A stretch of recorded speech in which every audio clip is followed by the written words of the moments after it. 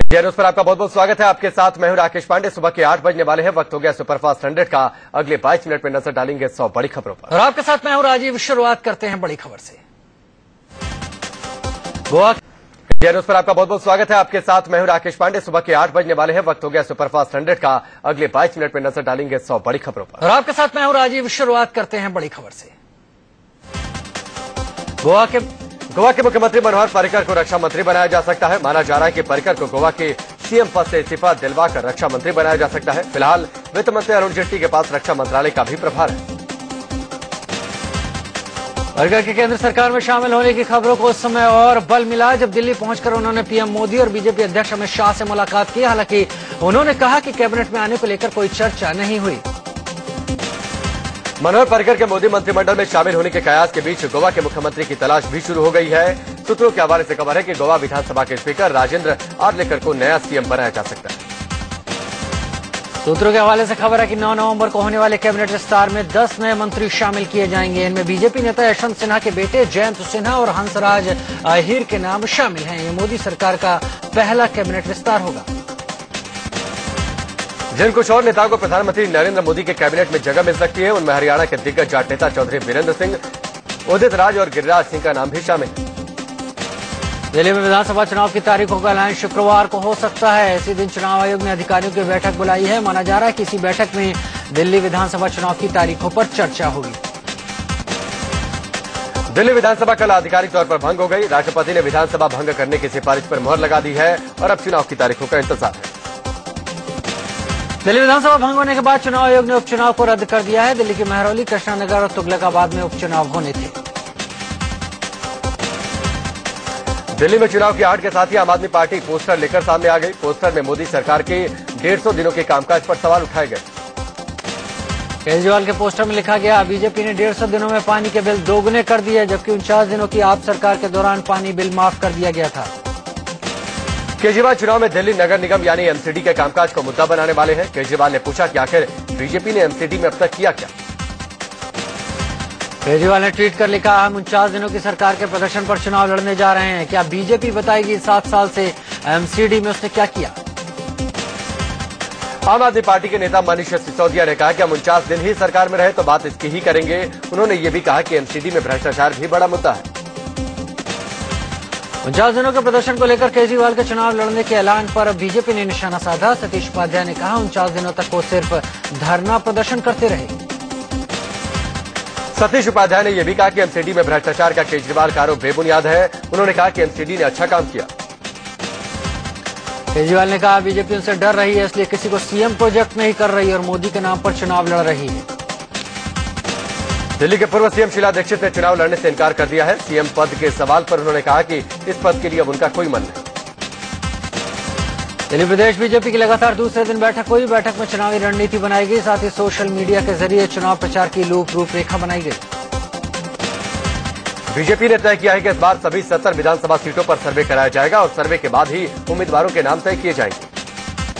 चुनाव आयोग जल्द ही आम आदमी पार्टी को डिफाल्टर घोषित कर सकता है। सूत्रों की माने लोकसभा चुनाव के 6 महीने बाद भी आम आदमी पार्टी ने अपने चुनावी खर्च का ब्यौरा नहीं दिया। आयोग ने सभी दलों को 26 अगस्त तक ब्यौरा देने को कहा था।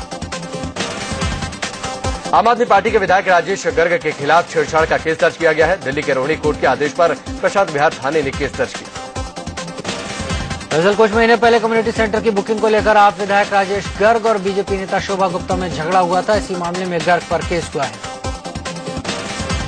महाराष्ट्र में बीजेपी शिवसेना में बढ़ते टकराव के बीच गुरु बाबा रामदेव ने दखल दिया है। बाबा रामदेव ने निर्दलीय विधायक रवि राणा के जरिए उद्धव ठाकरे को संदेश पहुंचाया। संदेश में रामदेव ने कहा है कि शिवसेना को बीजेपी के साथ आना चाहिए और दोनों को मिलकर सरकार चलानी चाहिए।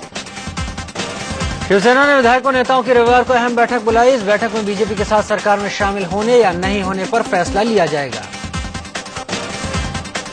सूत्रों से खबर है कि शिवसेना ने एक बार फिर डिप्टी सीएम के पद की मांग की है। फिर से ये मांग उठाने के बाद साफ है कि विपक्ष में बैठने को शिवसेना तैयार है, वहीं बीजेपी डिप्टी सीएम पद देने को तैयार है। महाराष्ट्र के सीएम देवेंद्र फडणवीस ने कहा, उन्हें शिवसेना के किसी अल्टीमेटम के बारे में पता नहीं। उन्होंने कहा कि शिवसेना से फिलहाल बातचीत जारी है। महाराष्ट्र के मुख्यमंत्री देवेंद्र फडणवीस ने यह भी कहा कि सरकार पहले सदन में विश्वास मत हासिल करेगी, उसके बाद ही मंत्रिमंडल विस्तार होगा। फोर्ब्स की ताकतवर लोगों की सूची में प्रधानमंत्री नरेंद्र मोदी ने धमाकेदार एंट्री की। नरेंद्र मोदी लिस्ट में 15वें नंबर पर हैं। सबसे ताकतवर 72 लोगों की लिस्ट में भारतीय उद्योगपति मुकेश अंबानी 36वें नंबर पर हैं। फोर्ब्स की लिस्ट में रूस के राष्ट्रपति व्लादिमीर पुतिन को सबसे ताकतवर इंसान माना गया है। अमेरिकी राष्ट्रपति बराक ओबामा दूसरे नंबर पर हैं। वहीं इस बार फोर्ब्स की लिस्ट से कांग्रेस अध्यक्ष सोनिया गांधी का नाम बाहर हो गया। अमेरिका के बाद ऑस्ट्रेलिया में पीएम मोदी के शानदार स्वागत की तैयारी की जा रही है। पीएम के स्वागत में भारतीय समुदाय के लोगों के लिए सिडनी से मेलबर्न के लिए विशेष ट्रेन चलाई जाएगी, जिसका नाम मोदी एक्सप्रेस होगा। मोदी 15 से 18 नवंबर तक ऑस्ट्रेलिया के दौरे पर हैं। आज गृहमंत्री राजनाथ सिंह के इजरायली पीएम बेंजामिन नेतन्याहू से मुलाकात हो सकी है। राजनाथ सिंह इंटरपोल की बैठक में हिस्सा लेने के लिए इजरायल गए। वाघा बॉर्डर पर खून की होली खेलने वाले आतंकी एहसानुल्लाह ने प्रधानमंत्री मोदी को धमकी देते हुए कहा कि वो कश्मीर और गुजरात का बदला लेगा। धमकी को देखते हुए पीएम मोदी की रैलियों और जनसभाओं में सुरक्षा बढ़ा दी गई है। आतंकी एहसानुल्लाह ने कहा कि वाघा बॉर्डर पर हुआ हमला पाकिस्तान और भारत दोनों की हुकूमतों को संदेश देने के लिए था। संगठन का कहना है कि उसका अगला मकसद प्रधानमंत्री नरेंद्र मोदी से बदला लेना है। रक्षा मंत्री अरुण जेटली ने कहा, भारत पाकिस्तान से बातचीत करने को तैयार है, लेकिन पहले पाक तय करे कि वो भारत से बात करना चाहता है या भारत को तोड़ने वालों से। जेटली ने कहा कि हम पाकिस्तान के साथ बातचीत करने और रिश्ते को सामान्य करने के इच्छुक हैं, लेकिन इसके लिए कुछ सीमाएं हैं जिसे पाकिस्तान को मानना होगा। पाकिस्तान ने एक बार फिर सीज फायर का उल्लंघन किया है। एलओसी पर मेंढर सेक्टर के सोना गली में बीती रात पाकिस्तान ने जोरदार फायरिंग की। जलवायु परिवर्तन पर सरकार की नीतियां तय करने वाले पीएम के पैनल में फेरबदल करते हुए जानी मानी पर्यावरणविद सुनीता नारायण को पैनल से हटा दिया गया है। उनकी जगह जेएम मॉस्कर को लिया गया है। प्रधानमंत्री की अध्यक्षता वाली 18 सदस्यीय समिति में आरके पचौरी को भी शामिल किया गया। पचौरी उस समय जलवायु परिवर्तन संबंधी इंटर गवर्नमेंटल पैनल के अध्यक्ष थे जब इस संस्था को नोबेल पुरस्कार से सम्मानित किया गया था। बिहार के सीएम जीतन राम मांझी के पीए बने उनके दामाद ने विवाद बढ़ने के बाद इस्तीफा दे दिया है। दामाद देवेंद्र कुमार को पीए बनाए जाने के बाद से ही मुख्यमंत्री जीतन राम मांझी विपक्ष के निशाने पर थे। सीएम जीतन राम मांझी ने इस मामले पर कहा कि आरोप तो लगते रहते हैं, कोई इश्यू नहीं है। मांझी से पूछा गया क्या उन्होंने 2000 के नियम का उल्लंघन किया, तो उन्होंने कहा वो इसकी जांच कराएंगे। बिहार के पूर्व मुख्यमंत्री नीतीश कुमार ने भी मामले से पल्ला झाड़ने की कोशिश की। नीतीश कुमार से जब इस बारे में सवाल पूछा गया तो वो जवाब दिए बिना ही निकल गए। बिहार के पूर्व मुख्यमंत्री और बीजेपी नेता सुशील मोदी ने इसे लोकतंत्र का मजाक बताया। सुशील मोदी ने यहां तक कह दिया कि मांझी को सीएम पद से हटाने के लिए नीतीश समर्थकों ने चाल चली है। यूपी सरकार ने अपनी महत्वाकांक्षी समाजवादी पेंशन योजना की शुरुआत कर दी है। इस योजना के तहत परिवार के मुखिया को हर महीने 500 रुपए की पेंशन मिलेगी। इससे 40 लाख परिवारों को फायदा मिलेगा।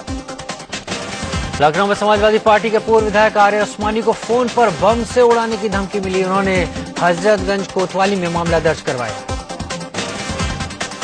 बीएसपी सुप्रीमो मायावती ने पार्टी छोड़ चुके अखिलेश दास पर सनसनीखेज आरोप लगाए हैं। माया ने दावा किया कि अखिलेश ने राज्यसभा टिकट के लिए 100 करोड़ की पेशकश की। मायावती के इन आरोपों को अखिलेश दास ने खारिज किया। उल्टे अखिलेश ने आरोप लगाया मायावती ने पैसे लेकर विधानसभा के लिए टिकट बांटे। बीएसपी ने राज्यसभा चुनाव के लिए उम्मीदवारों का ऐलान कर दिया है। पार्टी सुप्रीमो मायावती ने 2 सीटों पर दलित उम्मीदवार राजाराम और वीर सिंह को उतारा। हाल ही से बलात्कार के चलते जेल में बंद आसाराम की ओजस्वी पार्टी दिल्ली, झारखंड और जम्मू कश्मीर में चुनाव लड़ेगी। पार्टी के राजनीतिक सलाहकार ओम जी महाराज ने ये जानकारी दी। आसाराम की ओजस्वी पार्टी महंगाई, भ्रष्टाचार जैसे मुद्दों को छोड़कर आसाराम को जेल से बाहर लाने के मुद्दे पर चुनाव लड़ेगी। पार्टी का मानना है कि केजरीवाल और सोनिया गांधी की साजिश के चलते आसाराम जेल में। पंजाब और हरियाणा हाईकोर्ट ने हरियाणा के संत रामपाल के खिलाफ गैर जमानती वारंट जारी किया। कोर्ट ने पुलिस को उन्हें गिरफ्तार कर 10 नवंबर तक पेश करने का आदेश दिया है। संत रामपाल के खिलाफ वारंट जारी करने पर बवाल खड़ा हो गया। चंडीगढ़ में संत रामपाल के समर्थकों ने भारी हंगामा किया, जिसके बाद चंडीगढ़ में धारा 144 लगा दी गई है। संत रामपाल पर सरकारी जमीन पर कब्जे और हत्या का मामला चल रहा है। हाईकोर्ट ने 2 बार निजी तौर पर उन्हें पेश होने का आदेश दिया था, लेकिन उन्होंने ऐसा नहीं किया, जिस पर कोर्ट ने वारंट जारी किया। चिंकारा शिकार मामले में एक्टर सलमान खान पर सुप्रीम कोर्ट ने फैसला सुरक्षित रख लिया है। राजस्थान सरकार ने हाईकोर्ट के फैसले को सुप्रीम कोर्ट में चुनौती दी थी। Salman Khan hit and run case में 24 नवंबर तक सुनवाई चल गई। सलमान ने कोर्ट से पेशी के लिए छूट के लिए अर्जी भी दी है। कानपुर के हाई प्रोफाइल ज्योति हत्याकांड में आरोपी पीयूष के पिता, मां और 2 भाइयों को सीजेएम कोर्ट से जमानत मिल गई है। इन चारों ने कल कोर्ट में सरेंडर किया था। उनकी दलील सुनने के बाद कोर्ट ने चारों को जमानत दी। भारत रत्न सचिन तेंदुलकर की आत्मकथा प्लेइंग इट माय वे का मुंबई में विमोचन हुआ। इस कार्यक्रम में सुनील गावस्कर, रवि शास्त्री, दिलीप वेंगसरकर जैसे पूर्व क्रिकेट खिलाड़ी शामिल हुए। किताब का विमोचन करने के बाद मंच पर सचिन तेंदुलकर के गुरु रमाकांत आचरेकर आए। सचिन ने क्रिकेट की बारीकियां सिखाने वाले अपने गुरु रमाकांत आचरेकर को अपने हाथों से अपनी आत्मकथा की प्रति भेंट की। सचिन का पूरा परिवार इस कार्यक्रम में मौजूद था। क्रिकेट प्रेमियों में सबसे अधिक उत्साह इस बात को लेकर है, आखिर सचिन ने अंजलि को लेकर अपने रिश्तों के बारे में क्या कहा है। सचिन तेंदुलकर ने अपनी आत्मकथा प्लेइंग इट माय वे की पहली कॉपी अपनी मां को भेंट की। विमोचन से पहले ही उन्होंने अपनी मां को किताब गिफ्ट की। दिल्ली के शास्त्री पार्क इलाके में ई रिक्शा चालकों ने जोरदार प्रदर्शन किया और परिवहन मंत्री नितिन गडकरी का पुतला फूका। यूपी के राज्यपाल राम नाईक ने वाराणसी में बैटरी कार सेवा की शुरुआत की। यह सेवा गोदौलिया से चितरंजन पार्क तक चलेगी। 8 यात्रियों की क्षमता वाली इस बैटरी कार का किराया 5 रुपए होगा। लोगों पर महंगाई की एक और मार पड़ी। गुड़गांव में सीएनजी के और पीएनजी के दामों में बढ़ोतरी की गई है। सीएनजी के दाम बढ़ने से ऑटो किराए में इजाफा हो सकता है। गुड़गांव में सीएनजी के दामों में प्रति किलो 5 रुपए की बढ़ोतरी की गई है, तो वहीं पीएनजी के दाम 4 रुपए 24 पैसे प्रति किलो के हिसाब से बढ़ गए। वहीं अंतर्राष्ट्रीय बाजार में तेल की कीमतों में आई कमी के चलते पेट्रोल और डीजल एक बार फिर सस्ता हो सकता है। बुधवार को कच्चे तेल के दाम $80 प्रति बैरल पहुंच गए। कुछ दिन पहले ही पेट्रोल और डीजल के दाम में कमी आई थी। राजस्थान के अजमेर में उस वक्त हड़कंप मच गया जब एक हॉट एयर बैलून अजमेर की सेंट्रल जेल परिसर में उतर गया। इस बैलून में वेस्टइंडीज की 2 महिला पर्यटक और बैलून ऑपरेटर सवार थे। यह हॉट एयर बैलून पुष्कर मेले से उड़ा था। बैलून ऑपरेटर का कहना है कि उड़ान के कुछ ही देर बाद वो दिशा भटक गया। उसने सुरक्षित मैदान देकर बैलून नीचे उतारा। वो नहीं जानता था कि वो मैदान जेल परिसर है।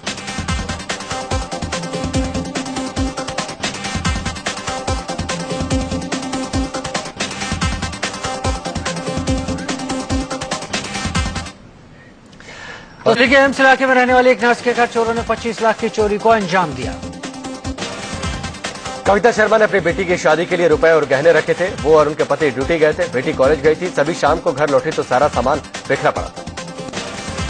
मुंबई सिटी थाने में एक सिरफिरे आशिक ने एक तरफा प्यार में नाबालिग लड़की की हत्या कर दी। लड़की और उसके पिता को गंभीर स्थिति में अस्पताल में भर्ती करवाया गया, जहां लड़की की मौत हो गई। लखनऊ के ठाकुरगंज इलाके में एक मां पर अपने 2 मासूम बच्चों की हत्या का आरोप लगा है। बिहार के भोजपुर में 8 साल की मासूम बच्ची की रेप के बाद हत्या कर दी गई। संदेश इलाके में वारदात के बाद बच्ची की लाश को बगीचे में ही फेंक दिया गया था। बिहार के सासाराम में एक ट्रक ने साइकिल सवार छात्र को कुचल दिया। गुस्साए लोगों का आरोप है कि पुलिस वाले पैसे लेकर अवैध रूप से पत्थर लदे ट्रक नो एंट्री जोन से पार कराते हैं। दिल्ली के डिफेंस कॉलोनी इलाके के पीछे बनी झुग्गियों में आग लगने से हड़कंप मच गया। आग की चपेट में आकर बड़ी संख्या में झुग्गियां जलकर खाक हो गई। पंजाब के गुरदासपुर में तेज रफ्तार बस ने युवक को रौंद दिया, जिससे उसकी मौके पर ही मौत हो गई। आगरा की चंबल नदी में यात्रियों से भरी नाव पलट गई। नाव में 100 से ज्यादा लोग सवार थे, जिसमें से 90 लोग तैरकर किसी तरह बाहर आ गए। झारखंड के धनबाद में पुलिस ने आतंकी संगठन आईसिस के 3 संदिग्ध समर्थकों को हिरासत में लिया। पुलिस ने पहले संदिग्ध को पकड़ा, जिसके टी शर्ट पर आईसिस और पाकिस्तान लिखा था। फिर उस प्रिंटिंग प्रेस के मालिक को भी हिरासत में लिया, जिसके यहाँ ये प्रिंट की गई थी। झारखंड के खूंटी में मानव तस्करी के आरोप में गिरफ्तार शख्स पन्ना लाल के पास करोड़ों की संपत्ति का पता चला है। गाजियाबाद में पुलिस ने ऑपरेशन स्माइल के तहत 220 बच्चों को मुक्त करवाया। गाजियाबाद के लोनी इलाके में पुलिस के साथ हुई मुठभेड़ के दौरान पहले एक बदमाश पकड़ा गया। उसकी निशानदेही पर उसके 2 और साथी भी गिरफ्तार किए गए। यूपी के मथुरा में बदमाशों ने एक सिपाही की लोहे की रॉड से पीट कर हत्या कर दी। महाराष्ट्र के नाला सोपारा में बदमाशों ने एक बिल्डर की गोली मारकर हत्या कर दी। बदमाशों ने बिल्डर के दफ्तर के बाहर इस हत्याकांड को अंजाम दिया। गाजियाबाद पुलिस ने ऐसे शातिर वाहन चोर गैंग का पर्दाफाश किया, जिसके सरगना ने खुद अपने ऊपर 50,000 का इनाम घोषित कर रखा था। पीएम मोदी के करीबी माने जाने वाले अभिनेता सुरेश ओबेरॉय सेंसर बोर्ड के नए अध्यक्ष हो सकते हैं। महाभारत की कृष्ण, नीतीश भारद्वाज और युधिष्ठिर गजेंद्र सिंह चौहान का नाम भी सामने आ रहा है। सिखों के पहले गुरु श्री गुरु नानक देव के प्रकाश पर्व की पूर्व संध्या पर हरमंदिर साहिब को लाइट से सजाया गया।